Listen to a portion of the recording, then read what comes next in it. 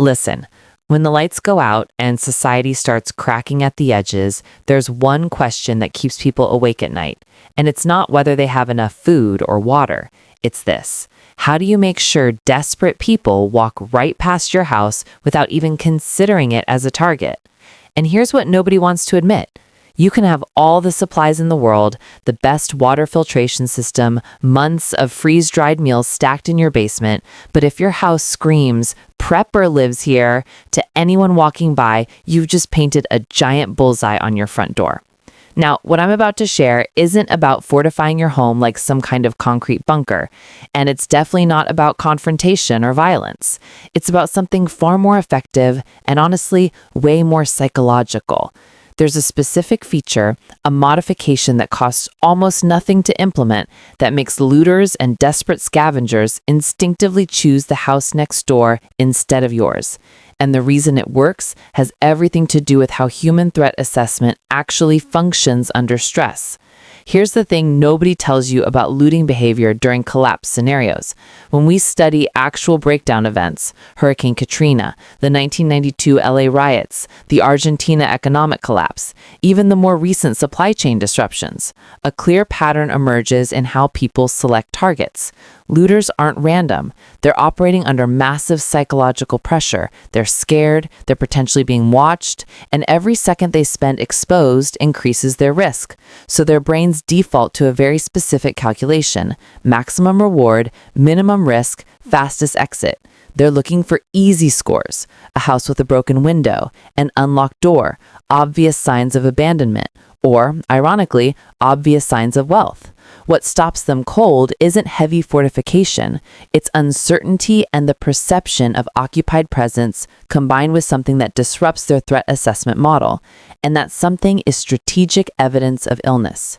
Now, before you think this sounds crazy, let me walk you through the actual psychology and biology at play here. In every single survival situation throughout human history, disease has killed more people than violence, starvation, or dehydration combined. It's hardwired into our most primitive brain functions. When humans detect signs of contagious illness, especially in an environment where medical care is unavailable, our threat response doesn't just activate, it overrides almost every other consideration. You could have a house made of gold bars, but if there's credible evidence that everyone inside is infected with something communicable, the average person, even a desperate one, will unconsciously steer clear. This isn't a conscious decision they're making. It's happening in the amygdala, the ancient part of the brain responsible for survival decisions before rational thought even enters the picture. Fear of disease beats greed almost every single time. So what does this look like in practice? You're not faking bodies on your lawn or anything theatrical that would draw official attention during the early stages of collapse. What you're doing is creating very specific environmental cues that signal active illness inside the home. One of the most effective methods, and this has been documented in actual survival accounts from multiple collapse scenarios, is strategic placement of medical waste. I'm talking about used tissues, medical gloves, empty medicine bottles, things like that. Visible, but not absurdly staged, near your entry points. A small trash bag with a biohazard symbol, which you can bring yourself or buy for almost nothing, partially visible through a window or sitting just outside a side door. The genius of this is subtlety. It's not screaming for attention. It's just there. And when someone is doing a quick visual scan of your property, trying to decide if it's worth the risk, their eyes catch that biohazard symbol and something primal happens in their brain chemistry. Cortisol spikes, their subconscious is certainly screaming danger of a completely different kind than they were prepared for. Combine this with another layer, handwritten quarantine signs. Not official-looking ones, those actually attract certain types of attention, specifically from people who think official means supplies. No, you want something that looks desperate and personal. A piece of cardboard with marker, words like "sick inside, stay away," or "quarantine, do not enter." The handwriting should look shaky, urgent. What this communicates isn't authority, it's desperation from the occupants, which paradoxically makes the house less appealing. Here's why this works on a deeper level. Looters are fundamentally opportunistic. They want to encounter either nobody, which means easy access, or people who are weak and can't resist. But someone who's sick enough to post warnings, that's a wild card. That's someone who might be irrational, unpredictable, and most importantly, contagious. The risk-reward calculation shifts dramatically. Even if they suspect it might be fake, the doubt is enough, because if it's real, they've just exposed themselves to potential infection. For what? Some canned goods? Your TV? Not worth it when the house 3 doors down has none of these warning signs. Now let's talk about the olfactory component, because this is where it gets really effective but also requires careful implementation. Humans can detect the smell of sickness. We've evolved this capability over millions of years. Certain smells, particularly the sweet-sour smell associated with infection or the acidic smell of vomit, trigger immediate disgust responses that are incredibly powerful. You don't need actual biological material that would be unsanitary and dangerous. What you need is scent simulation. A mixture of vinegar, a small amount of spoiled milk, and certain essential oils like clove or tea tree creates an off-putting smell that reads as something's wrong here without being so overpowering that it draws attention from a distance. You place this mixture in small containers near entry points, vents, anywhere air circulates out of your home. When someone approaches your door or window, they hit this smell. It's not overwhelming, it's just wrong, unpleasant in a way that feels biological. Their body responds before their mind even processes it. Elevated heart rate, slight nausea, and overwhelming urge to back away. This isn't something they're choosing to feel, it's autonomic. This section is based on practical field survival experience rather than formal academic sources. But here's the critical part that makes this whole strategy actually work long term. You have to maintain the illusion without overdoing it. If your house looks like a CDC nightmare zone, you're going to attract different kinds of attention, authorities in the early stages, or worse, people who specifically want medical supplies in later stages of collapse. The sweet spot is occupied, but contaminated. Lights occasionally on if you have power, movement visible through windows, but combined with those subtle illness markers. You want observers to think, yeah, someone's in there, but they're dealing with something I don't want any part of. This creates a protective bubble around your property that doesn't rely on physical barriers or confrontation. You're leveraging the most powerful deterrent that exists in human psychology, the fear of invisible threats. And there's a secondary benefit that most people don't consider. The same strategy affects how your neighbors perceive you in the crucial first days of a crisis.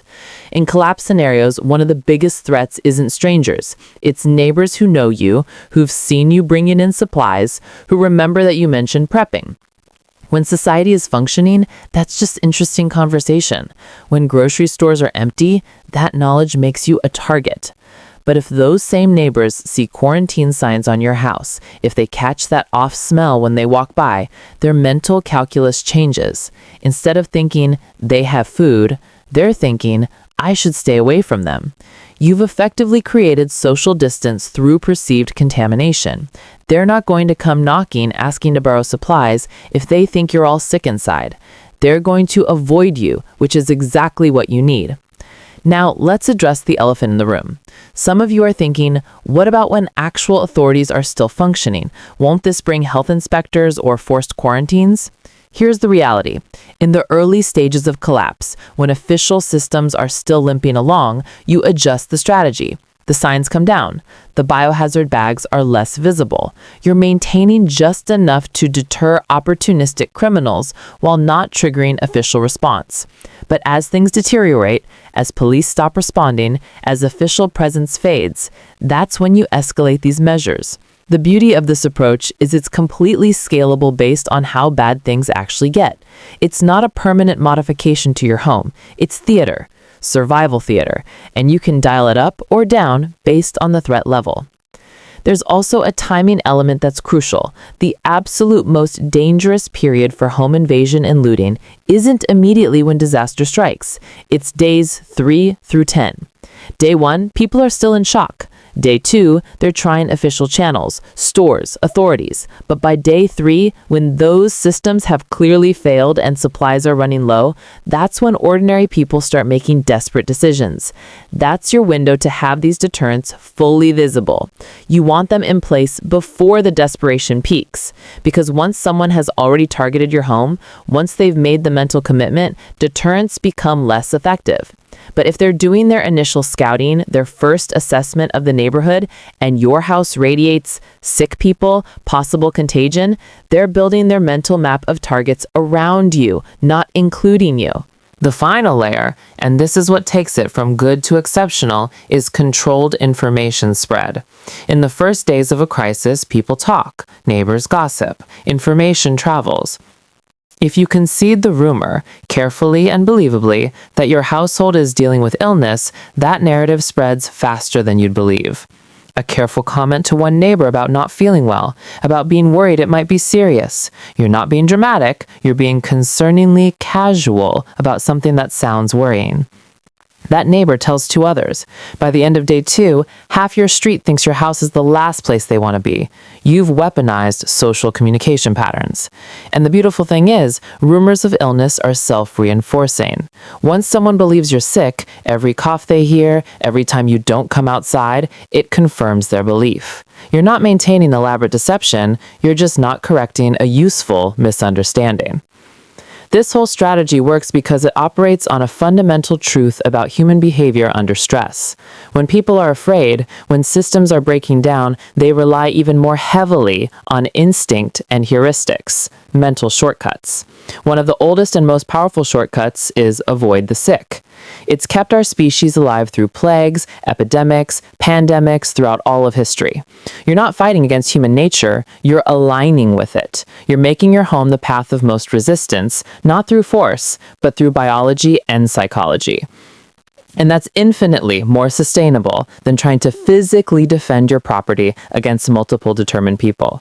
You cannot outshoot a mob, but you can absolutely make them choose someone else.